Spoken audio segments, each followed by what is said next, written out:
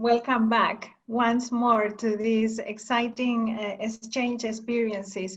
And this one on equity and access in times of pandemic is very dear to my heart, not only because we have wonderful partners in the organization of World Enabled and in President Victor Pineda, but also because it is a very critical topic. And you're going to be hearing many notions this afternoon, but I just wanted to leave with you a thought that is what drove United Cities and local governments into this partnership with World Enabled, and what inspired us to go into a town hall process where communities and those with the experience inspired our policy recommendations on this field. Let us be honest, friends. Our cities are not designed for everybody. They are not accessible. And this has always been an issue, but now, in times of this unprecedented pandemic, is becoming very painful, more critical than ever, but also something that we all care about, because the security and the well-being and the livelihood of everybody is becoming an issue of security for everybody else. So we can no longer conceive a society, I think, in the aftermath of the pandemic, where some of these invisible groups of populations, which are usually the most vulnerable, are left alone and no longer considered. Our political systems are not ready, our accessibility and policies are not ready, our public spaces are not ready, and we, local and regional governments and their associations, need to pick up this responsibility, need to walk the talk, and need to foster true changes. That's what we're doing here today. It's not an abstract narrative that we are trying to promote. It's actually taking responsibility, despite of all the good things that you are going to be hearing, many of the cities that are with us today, all the innovative policies, all the groundbreaking innovations that they are trying to implement. The reality is the urban era is not an accessible era for everybody. So let us put our heads together. I think there is an unprecedented opportunity in this pandemic. Many things that we are doing now were considered impossible only 2 months ago. It can be a true opportunity. It's not a naive statement, as I always say. We need to take the responsibility and change things. And local and regional governments have a lot of the competencies to be able to change the lives of many citizens around the world. That's what the session is about today. I'm really excited to have so many good partners and so many interesting cities that have been actually doing things to share their experiences with us. So I leave it there. And as always, it is a great pleasure to introduce to you Maimunah Sharif, Undersecretary General of the United Nations and Executive Director of UN Habitat, an organization that has always put this topic very high on the political agenda. I think we made great progress as we were negotiating the Habitat 3 new urban agenda. Many of the things that are in there are critical for true real access for all. Maimunah, the floor is yours. Thank you for being with us once again. Thank you very much, Emilia. Thank you. Good morning, good afternoon, good evening from Kuala Lumpur. I'm back to Kuala Lumpur to be with my family for the Eid celebration. So I'm still working from home. It's not on holiday yet. That's why I'm now it's around 10:15 at night in Kuala Lumpur. Yes, as you said, Emilia, 4 months ago, the city of Wuhan was about to declare a health emergency. And since then, the world has changed. The pandemic has affected everybody, but unequally. Many are even more marginalized now, with the World Bank estimating that 60 million people will fall into extreme poverty. The response measures create physical, attitudinal, environmental, and institutional barriers. Marginalized communities suffer. Persons with disabilities and older persons face obstacles and discrimination in accessing healthcare and other essential services. They face social protection challenges and income insecurity and miss out mental health services. So digital communication while staying at home is difficult for those with poor hearing or sight or other challenges. UN Habitats, as you said, voice and action for inclusion and against inequality are, of course, at the heart of our mission and also in the midst of this pandemic. So in the successive learning session that we had since 25th March, Emilia, together with UCLG and Metropolis and so many close partners, inclusion has been a key benchmark to measure successful action of cities and local governments facing the impact of health crisis and the lockdown responses. For instance, I recall our first session on adequate housing and its strong message on homelessness. Countless homeless people are extremely vulnerable people with underlying health problems and problem of social exclusion. Those who have with us in the learning session weeks after week have heard the testimony of cities responding to issues of inclusion and injustice in the context of migration, local economics development, informality, to recall a few of many challenges. Cities are at the front line of this crisis, and they would continue to be in the future when medium and long-term responses will be implemented. The loss of employment will tend to generate greater social polarization. The impacts will be larger but uneven in cities and regions, particularly in those where inequality patterns already existed. UN Habitat documented in the World Cities Report in 2015 that 70% of the cities in the world were growing more unequal, even now more, even in societies that were considered more egalitarian. So in 2015, the World Economic Forum considered that inequality was universal concern and one of the major threats to world stability. This pandemic will further exacerbate the urban divide. The intersection of poverty and equality will become more visible in cities, and disadvantages will concentrate in specific areas and neighborhoods. Policies and action are needed to avoid and reduce such impact, especially for the most vulnerable.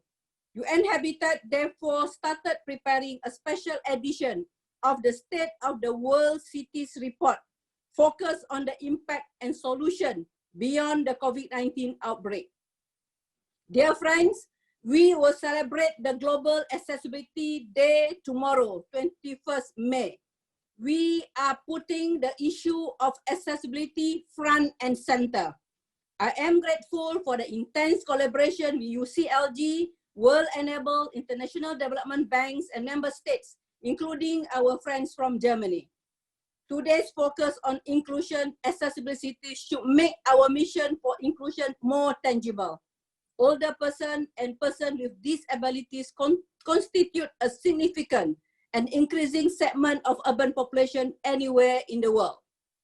I call on all cities to participate in the Cities for All COVID-19 Inclusive and Accessible Cities Pilot Survey we are initiating together. Lack of disability and older person disaggregated data makes it difficult to carry out evidence-based analysis of the socio-economic impacts of the COVID-19 crisis. Disability and older person disaggregated data in recovery and COVID-19 response must include data on barriers and improve accessibility. I also urge city managers to work closely with available disabled peoples and older person organization by giving them a seat at the table. This group will ensure that their perspective in the pandemic response are considered and provide ideas for more inclusion using their own expertise and experience. I call on city and regional leaders to ensure legislation and policies establish the necessary enabling environment to disability and older person inclusive pandemic response. In many countries, we need to be extra mindful about needs of the older women and girls with disabilities. Response programs and service needs to be accessible to and usable by persons with disabilities and older person where they ensure universal design principles are followed. In conclusion, it is important for states, regional and local government to ensure more inclusive, accessible, agile system capable of responding pandemic and future disasters by reaching out to those furthest left behind. This will pave the way for inclusive cities and a better future for all. UN Habitat will always with all of you. Thank you very much. Emilia, over to you. Thank you very much, Executive Director. And we do fully understand if you need to leave us, because even though you are not on holidays, it is very late there over in Kuala Lumpur. So thank you for those additional efforts that we know you always make. And indeed, there is no better life for all without accessibility. I will join you. I will join you. No problem. It's okay. Thank you so much. Thank you so much. Okay. A diehard, Maimunah. Thank you very much. So I would like to invite now Maria Soledad Cisternas Reyes, UN Special Envoy on Accessibility, a friend and a trusted leader for us all on this topic, and someone that did lead also the process of the town hall and was with us in the UCLG Congress in Durban. It seems like ages ago, but it's not that far away, and we have very good memories of those inputs. So Maria Soledad, the floor is yours. Welcome, and thank you for joining us. Are you ready? Yes, I am ready. Yeah, okay. Okay, thank you very much. Hello to the colleagues, and at the same time to the audience that is with us now. The good news is the joint statement about persons with disabilities and local governments at pandemic that prepared with the work enabled, and myself as a special envoy of the United Nations Secretary General about disability and accessibility. And this statement, it is very important to us, recognize the accessibility as a principle of a CRPD, an obligation for the states parties in relation to physical space, transportation, information, communication, technology, to give the opportunity to persons with disability to live independently, including in the community in equal condition among others. The second idea is to recognize that accessibility is the most mainstreamed legal structure in the human rights field in 21st century, based in universal design. The third importance is the contemplate of accessibility in the 2030 agenda, especially when it refers to green areas and physical space and transportation. But now with the pandemic, we face a huge negative impact in relation to persons with disabilities. And you can see that many persons with disabilities and older persons live in poverty and imaginality, aggravated with the lack of accessibility. And now with the pandemic, the situation is bad because the lack of accessibility increasing the multidimensional poverty. For this reason, we recognize the leadership of the local government because they are in direct connection with the population in their respective jurisdiction, and they are in direct connection with the needs of this population, and the addressing with the central government to care the well-being, the welfare of persons with disabilities and older persons, the neighbors, finally.